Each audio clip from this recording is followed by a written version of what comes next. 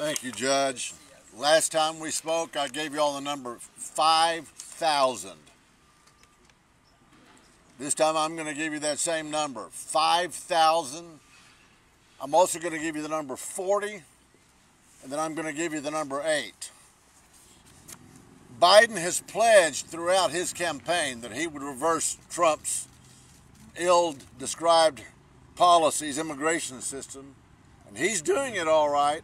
And as Judge Goldberg said, they hate Trump, and they will do anything to reverse his policies.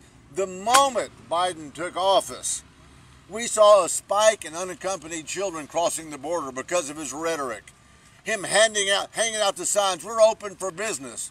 I guess he did that in between siestas, Louis.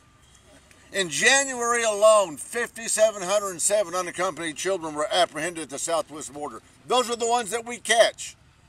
You remember that the United States has almost 2,000 miles of border with Mexico. Of that, almost 1,200 of those miles are Texas, or almost 3/5 of the border with Mexico. The 5,707 children who came in is 112% higher than last January, a year ago, and more than double the Januaries over the last decade. That's what Biden's doing. This is Biden's inhumane border crisis. Biden's inhumane border crisis. He owns this.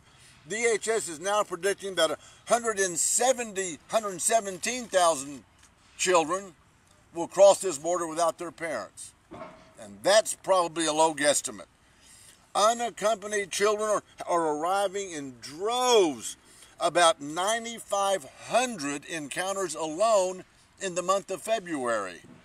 This is Biden's inhumane border crisis. He owns this. The Washington Post reported that more than 8,500 migrant children are at facilities run by the Department of Health and Human Services, while another 3,500, the highest figure ever, are stuck by CBP stations waiting for a spot to open for new facilities that Biden's going to build at American taxpayer expense. It is totally unbelievable, unacceptable. This is a clear, absolutely clear result of indecisive, failed, I guess, sleepy leadership.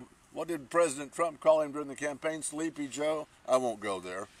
It's mixed messaging. It's incentivizing risky behavior for these children to come across this border, led by drug cartels, infiltrating into a country that Biden is supposed to be protecting. He took an oath to protect the American people. To make matters worse, we're in the middle of a pandemic.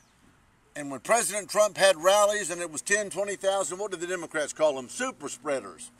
But it's okay if 1 million illegal aliens come across our border without masks.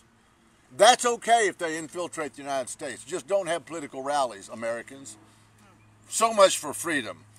Anyone with eyes can see this as a serious crisis. But where's Biden? I think Louis pointed it out. He's taking siestas in his basement. This is unbelievable. It's unacceptable.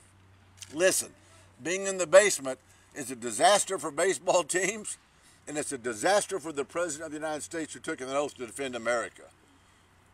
5,000. Remember last time we spoke when I was in the Texas legislature?